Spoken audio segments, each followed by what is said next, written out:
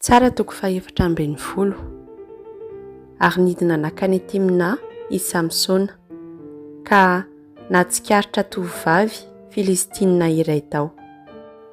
Rehefa niverina izy dia nitantara tamin'ny rainy sy ny reniny hoe nisy tovovavy Filistina iray tsikaritro tany Timna ka tiako angatahinareo ho vadiko. Fa namaly azy ny ray sy ny reniny hoe angatsy misy tovovavy ato amin'ny fokonao na ato amin'ny firenenao manontolo no andeha haka vady any amin'izay Filistina tsy mifora ianao. Fa hoy Samsona tamin'ny rainy, iny no mahafinaritra ahy ka angatao ho vadiko.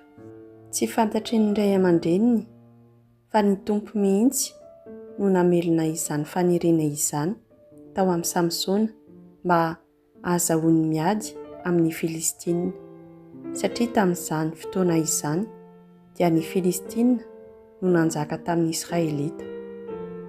Dia niainga ankany Timna i Samsona no tonga tao amin'ny tany Boloboka akaiky ny Timna izy dia nisy liona tanora niherina nanantona azy. Fa nilatsaka tamin'ny Samsona ny fanahin'ny tompo ka tanapolo no nentiny nanasamatsamaka ilay liona tanora toy ny fanasama-tsamahana zanakosy, saingy tsy nambarany tamin'ny ray aman-dreniny izany zavatra nataony izany. Ary nanohy ny diany i Samsona ka nandeha nifampidinika tamin'ilay tovovavy Filistina fa nahafinaritra azy raha zazavavy. Andro vitsivitsy tato aoriana dia niverina tao Timna izy mba hampakatra azy. Ary nivily izy mba hijery ny fatin'ilay liona ka nahita reny tantely sy tantely tao anatin'ny vondrony talan'ilay fatin-diona. Dia nalainy tamin'ny tanany ny tantely ka nihinanany tena ampandehanany. Ary nakany amin'ireo ray aman-dreniny izy dia nanome tantely azy ka nihinana koa izy mivady. Nefa tsy nambaran-janany taminy fa tao anatin'ny vondron-talana fatin-diona no nangalany azy. Ary nidina nakany amin'ilay tovovavy i Samsona ka nanao fanasana fampakaram-bady tao toy ny fanaon'ny tovolahy rehetra. Rehefa nahita azy ny Filistina dia nifantona tovolahy 30 mba hiara-mikorana aminy. Ary Samsona nilaza tamin'ireo hoe anao akamatatra aminareo aho koa raha milaza ny valiny amiko ato anatin'ny 7 andro fanaovam-panasana ianareo dia ombeko lobaka 30 tsara tarehy sy akanjo 30 fitondra mianjaika. Raha tsy izany kosa dia ianareo no hanome ahy lobaka 30 tsara tarehy sy akanjo 30 fitondra mianjaika. Ka hoy ny navaliny azy, ataovy ary ny akamatatrao fa mihaino anao izahay. Dia hoy Samsona taminy, inona ary izany?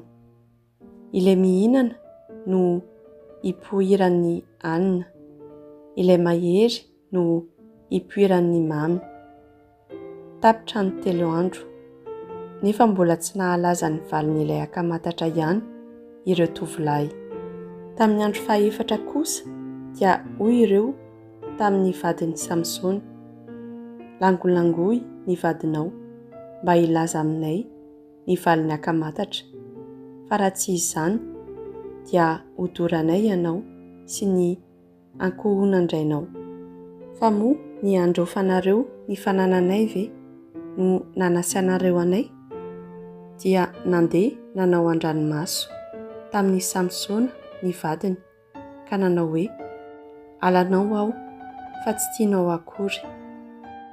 Nisy akamatatra nataonao tamin'ny mpiray firenena amiko nefa tsy mba nilazanao ny valiny aho.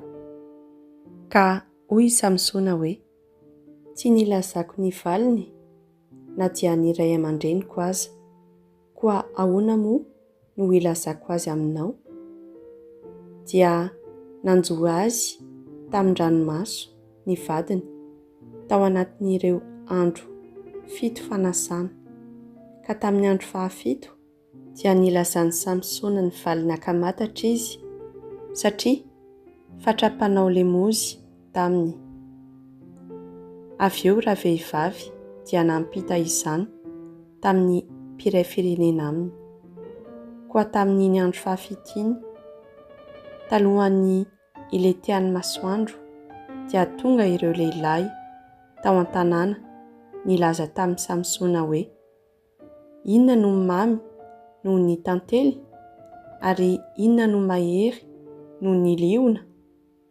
Fa hoy ny navalin'i Samsona azy, raha tsy nampiasa ny vatotr'omby vavika ianareo dia tsy ho nahita ny valiny akamantatro. Dia nilatsaka tamin'i Samsona ny fanahin'ny tompo, ka lasa nidina tany Askelona izy.